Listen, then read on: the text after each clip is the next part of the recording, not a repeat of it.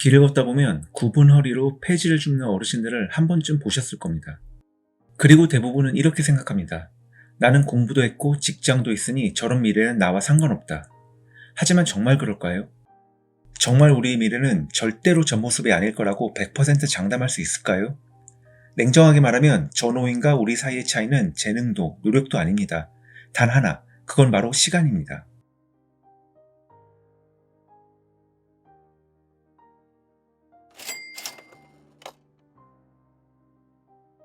한국에서 70세 이상 노인의 상대적 빈곤율은 OECD 국가 중 압도적 1위입니다. 더 무서운 건 지금 폐지를 줍는 분들이 젊었을 때 게으르게 살았을까요? 아닙니다. 폐지를 줍는 노인들 중 상당수는 게으른 사람이 아닙니다. 그들은 평생 일했고 자식을 키웠고 세금을 냈고 월급을 받아 저축했습니다. 대한민국 경제 성장의 실질적인 주역들이었습니다. 그런데 왜 노후에 거리를 나왔을까요? 개인마다 다른 이유가 있겠지만 크게 보면 첫째, 사람의 수명은 늘었지만 소득은 멈췄습니다. 둘째, 집 한 채가 전 재산인데 세금과 관리비는 계속 나갑니다. 마지막으로 젊을 때 모아둔 돈의 가치가 휴지 조각이 되었습니다. 즉 문제는 돈을 모으는 방식이 잘못됐다는 것으로 좁혀집니다. 그럼에도 여전히 많은 사람들은 이렇게 믿습니다. 집 하나만 있으면 된다. 부동산은 절대 망하지 않는다. 여기서 지금의 40대 중반에서 50대를 이야기하지 않을 수가 없는데요. 모두가 아시는 것처럼 이 세대는 금융을 배울 기회가 거의 없었습니다. 지수 투자를 접할 기회도 거의 없었죠. 대신 사회가 이들에게 끊임없이 이렇게 말해왔습니다. 집 사라. 빚을 내서라도 사라. 부동산은 배신하지 않는다. 그래서 그들은 영혼까지 끌어모았습니다. 대출을 최대한 당겼고 수입의 대부분은 원리금 상환으로 사라졌습니다. 남편의 월급은 대출 상환으로, 아내의 소득은 생활비로 쓰는 가정이 흔해졌습니다. 그럼에도 마음속으로는 지금은 힘들어도 집값은 오르잖아. 언젠가는 내 삶은 좋아지겠지 하며 스스로를 위로하고 버팁니다. 이게 바로 가장 위험한 착각입니다. 자산 가격 상승과 삶의 질 상승을 같은 것으로 착각하는 순간 인생은 고장나기 시작하거든요. 집값이 오르는 동안 이들의 삶을 멈췄습니다. 현금 흐름은 말라갔고 투자할 여력은 사라졌고 시간은 계속 흘러갔죠. 그리고 집은 올랐지만 나는 이미 늙어 있다는 사실을 어느 순간 깨닫게 됩니다. 집 한 채는 있지만 그 집은 현금을 만들어주지 않습니다. 팔지 않는 이상 아무것도 바뀌지 않습니다. 결국 현재 다니는 직장을 퇴사하는 순간 부족한 현금 흐름으로 인해 10수년 넘게 지켜온 유일한 자산인 집을 팔 수밖에 없는 상황이 옵니다.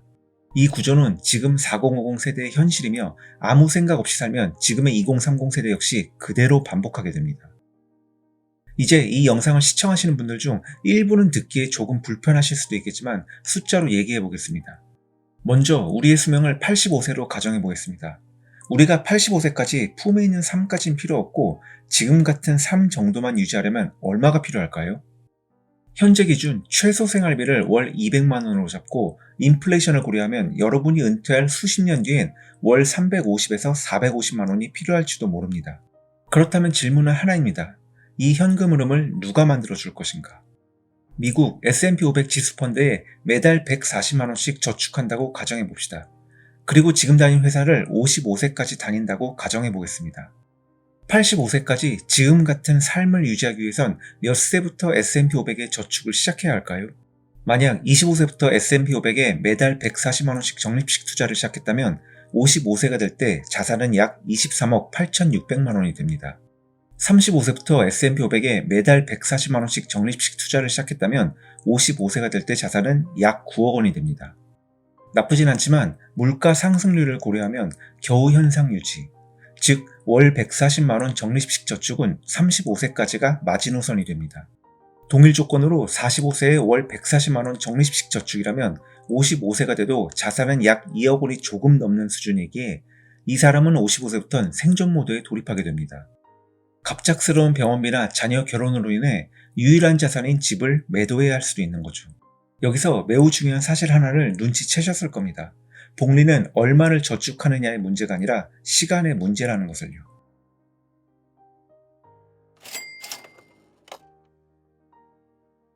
지금 당장 먹고 살기도 힘든데 월 140만 원을 어떻게 저축하냐라고 묻고 싶으시죠? 맞습니다. 힘듭니다. 하지만 지금 힘들지 않으면 나중엔 불가능해집니다. 70세에 폐지를 주어 번 돈은 한 달에 고작 몇십만 원입니다. 지금 여러분이 무심코 마시는 비싼 커피 한 잔, 습관적으로 결제하는 OTT 구독료, 배달 음식, 그리고 어떻게든 되겠지라는 막연한 낙관론이 40년 뒤 여러분의 손에 폐지 박스를 들려주는 원인이 될 수 있습니다. 지금 당장 140만 원을 저축하는 것은 고통스러울 수도 있습니다. 그러나 지금의 고통을 외면한다면 훗날 70세 나이에 꽁꽁 언 손으로 폐지를 주어 한 달에 고작 몇십만 원을 버는 생존의 비참함을 견뎌야 할지도 모릅니다. 게다가 지금 어르신들은 국민연금이라도 잘 나오거든요. 2030은 이마저도 불확실합니다. 노후 빈곤은 어느 날 갑자기 오지 않습니다. 30대는 다른 세상 이야기라고 생각합니다. 40대에도 조금 늦었지만 괜찮을지도 라고 생각합니다. 그리고 50대에 일자리를 잃고 60대 이후부터는 선택지가 없어집니다. 그 끝에 남는 선택지가 바로 지금 우리가 보고 있는 이 장면이죠. 그동안 살아오면서 리스크를 줄인 대가로 기회도 사라진 결과입니다. 일을 하고 싶어도 할 수 있는 일이 없고 몸은 예전 같지 않으며 기술은 뒤처져 있죠. 폐지 줍는 노인의 손은 미래의 우리의 손이 될 수도 있습니다. 거리의 어르신들을 보며 동정하지 마시고 경계하세요. 우리가 아무 행동도 하지 않으면 저 모습이 30년 뒤에 나일 수 있다는 사실을 뼈저리게 느끼셔야 합니다. 국가가 나를 책임져 줄 거라는 환상은 버리세요. 연금 고갈 속도는 여러분의 노화보다 빠를 겁니다. 폐지를 줍는 노인은 실패자가 아닙니다. 그들은 단지 시간에서 오는 복리의 힘을 알지 못한 채 그냥 순수하게 성실했던 사람들입니다. 지금 여러분에게 필요한 건 대단한 투자 기술이 아닙니다. 수십에서 수백만 원을 주고 들여야 하는 비싼 강의도 아닙니다.